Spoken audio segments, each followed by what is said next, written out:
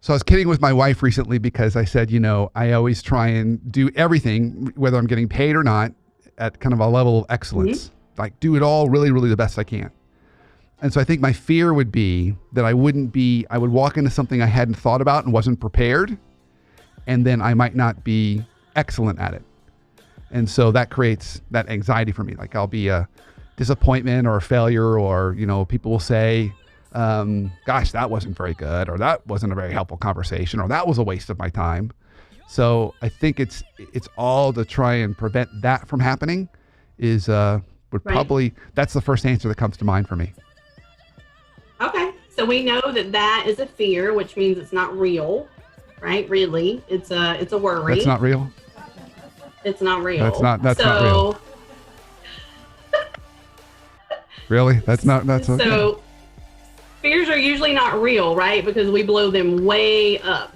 And so I would want you to create a script, and I can't do this for you. I would want you to create a script with a short sentence you can say to yourself when you open your eyes every morning that puts you in a space of calm and not immediately going to the to-do list. And you will fail at this for a while, but to grow the choice muscle, you have to practice it. So come up with something that you can say to yourself that gets you to just be still for however long feels good to you. And in some ways, like meditation, right? When people start the practice of meditation, it's very uncomfortable at first. Myself, when I started it years ago, I was like, I can't sit still and do nothing for like 5 minutes. Now I can do it for 30, and it feels like it goes by in the blink of an eye. So come up with something you can say to yourself as soon as you feel that engine rev. And it doesn't have to just be first thing in the morning, but that's where you can practice it consistently. But then as you start to feel it creep in the day, say that same thing to yourself every time. And eventually, again, you're rewiring your brain so that you more quickly get to and bypass that fear.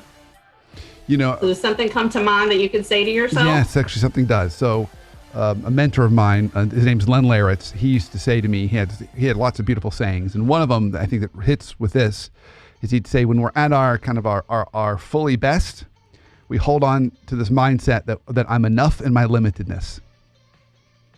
Yes. And to me, that fits with what we're talking about. I'm enough in my limitedness. I don't have to be perfect. I don't have to be excellent all the time. It's going to be, right. I'll be enough. Right. Because what's underneath is that fear of I'm not good enough. Yeah. And that's a common fear. I'm going to try this. I can tell you right now, yeah. I don't believe this. Do it for 30 days. But I'm going to try this. Do it for 30 days. Yep. Put it on your calendar. Do it for 30 days and let me know how it goes. It makes a huge difference.